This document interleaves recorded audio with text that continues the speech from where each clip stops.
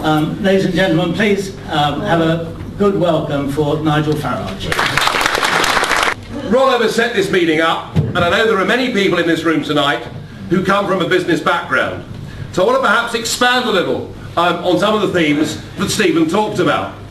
I was invited to Twickenham earlier this year for the England-France game, and I was invited by a firm of employment headhunters.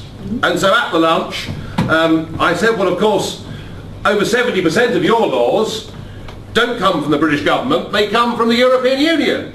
And the chief executive said, oh, Nigel, no, you're way off being there, mate. He said, it's at least 95% of employment legislation comes from abroad. Now, we've touched tonight, our chairman and Stephen both touched tonight on the Agency Workers Directive. The Agency Workers Directive came into being on the 1st of October this year. And the Chancellor of the Exchequer, George Osborne, not of course that he's ever had a job, but never mind, and George Osborne said that it was a pity, but there was nothing we could do about it.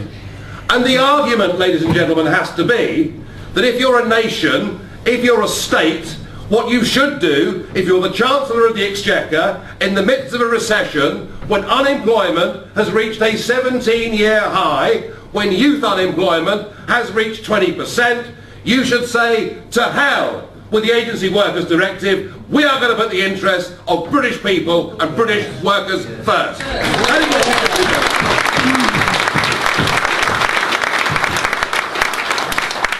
And the list goes on through health and safety, the Height at Ladders Directive. I mean, do we really need legislation to tell us that working on ladders is dangerous? I don't think we do. The madness of the environmental legislation. I mean, can you believe that when Chorus closed down in Redcar last year with a loss of 1,500 jobs, that Chorus were given, as part of the EU's carbon trading system, £300 million worth of carbon credits. They were paid 300 million sterling to close the factory in Redcar down and to relocate the whole lot to India. So even if we were concerned about CO2 emissions, and I'm rather more relaxed about it perhaps than some people, because it seems to me that volcanoes spew out rather more when they erupt than every factory in the world, but even if we were worried about it, the net effect on CO2 emissions globally has been zero. We are paying through the EU carbon scheme. British taxpayers are paying our manufacturing base to close down. It is complete and utter lunacy. And the worst of all of this is the political side of it. Because if we think the EU's carbon trading system is mad, if we think the Agency Workers Directive is bad for employment and particularly bad for young people, what can we as voters in this European Union model do? The answer is nothing. Nothing. We are rendered impotent because the sole ability to propose legislation in the EU and the sole ability to amend or change legislation in the EU rests with the unelected European Commission. Even if every single MP, if all 646 MPs in Westminster voted to get rid of the Agency Workers Directive, all the while we accept membership of this union, there is nothing they could do. By a margin of 10 to 1, our members of Parliament voted to say that prisoners should not get the vote. And yet they were told the very next day by Kenneth Clarke, our Justice Secretary, that the vote was null and void because we're signed up to the European Convention on Human Rights, and of course being a signatory to the European Convention on Human Rights is a prerequisite of EU membership. We were impotent then, and we're impotent over the economy. And the worry is that now, sector by sector, this new form of European government is taking control of the British economy. We've seen it in the fishing industry, of course, now for over 3 decades. I mean, what a remarkable situation that in what should be British territorial waters, we are allowed to catch by volume 18% of the fish that are ours, and the other 80% goes elsewhere. We know that, we've seen it. But what happened last year, I think, was far more sinister. And again, I'm picking up on Stephen's point about financial services. And when we talk about financial services, please don't think that we're just talking about bad or greedy bankers. We're not. The City of London and financial services is about insurance. It's about equities. It's about wealth management. It's about fund management. It's about foreign exchange trading. It's about spread betting. I throw that in because Stuart Wheeler's now our treasurer. I have to each time I speak. But it's about so many things that we in London have done fantastically well. And we've become the world's centre for all of these things. In October last year, the European Parliament approved a European Commission directive that means that now the entirety of what is Britain's biggest business is now to be regulated 100% by 3 new European regulatory authorities. And what makes me most angry about this is not the fact that the Lib Dems vote for this. Of course they would. And it's not that Labour vote for it, because we know that they're signed up to the EU model. What really makes me angry is this current Conservative Party masquerade as wanting to stand up for British business and their own MEPs were 3-line whipped to support the transference of the regulation of Britain's biggest industry to 3 new European authorities. And ladies and gentlemen, believe you me, I am going to do my damnedest to make sure they pay a price for that.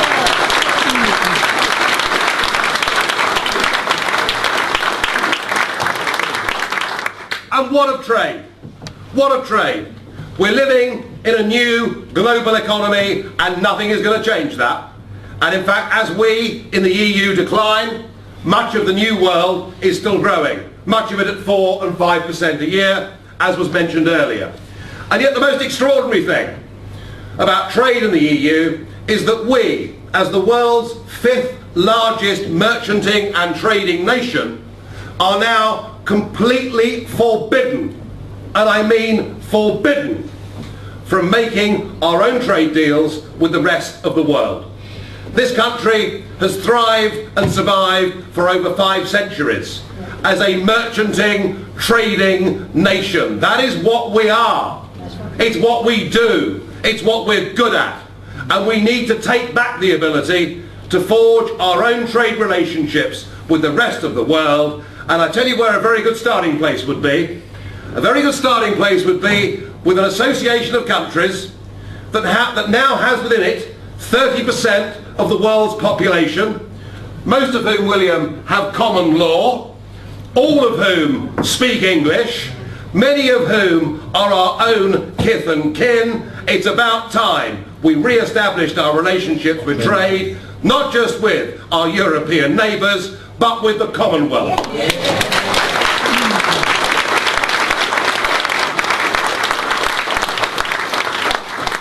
If we are going to have a future, a successful economic trading future, it's about time we grew up and recognised our future isn't Europe, our future is as a global trading nation.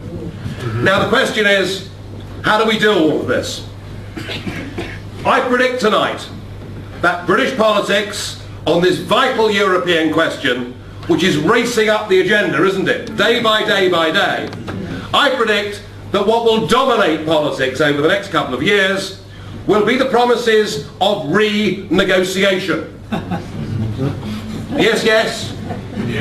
Even Nick Clegg will promise to renegotiate. Quite what I don't know. But renegotiation. We will be assured by a Conservative Party, the very party that signed us up to Rome without a referendum, remember?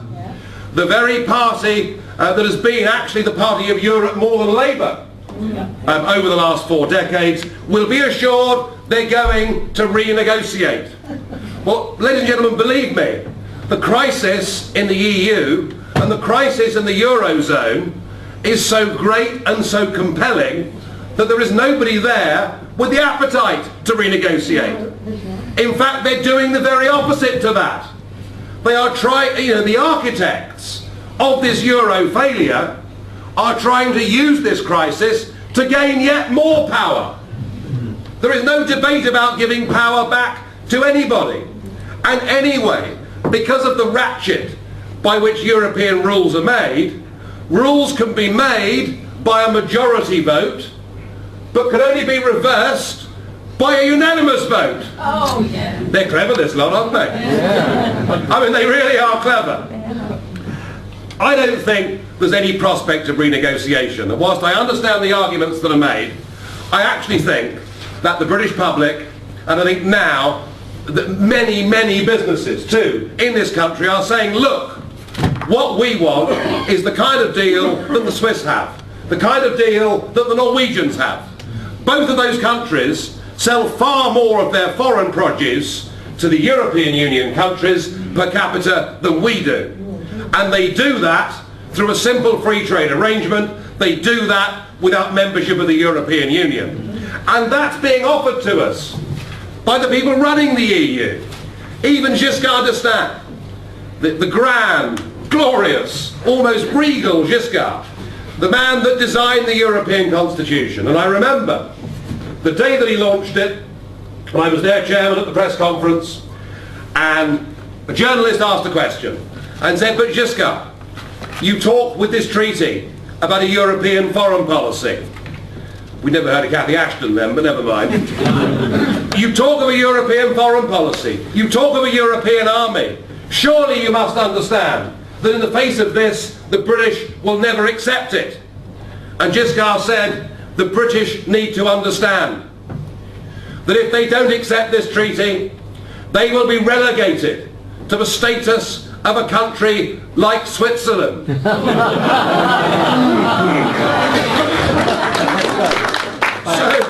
So it's perfectly clear, if all we want is a free trade common market deal that many of you in this room, I suspect, voted for back in 1975, it's on offer. And it's the right thing to do. It's the right thing to do by business. We have got to give, especially Britain's 3.5 million small businesses, a chance to live and breathe. You cannot, as a small firm, put up with maternity rights, paternity rights, maximum working weeks, minimum wages. It all sounds lovely, doesn't it? No. But if we can't afford it, the people that actually get hurt are the workers themselves. And what we would advocate in an independent Britain is that small companies with less than 10 employees should be freed from many of these social market shackles. We have got to say that just so much of this green agenda, frankly, is rot, is costing us all a fortune on our electricity bills, and is not reducing CO2 anyway. And if there's an argument that says that the government can set up 10 or a dozen enterprise zones around the United Kingdom, why not make the whole UK economy an enterprise zone? Why not do that? None of this can be done from within the EU. And so the argument is, we're not coming out of the European Union because we can't bear it. We're coming out of the European Union because we want a better, brighter economic future. And we're coming out of the European Union because we want to take back our birthright. We want to take back that thing that those that went before us fought and defended, and in many cases sacrificed all they had to give, twice in the 20th century, not just so that we could be free people living in a democracy, but so that the whole of Europe could be free and living in a democracy. We want our country back, and we're damn well going to get it. Thank you.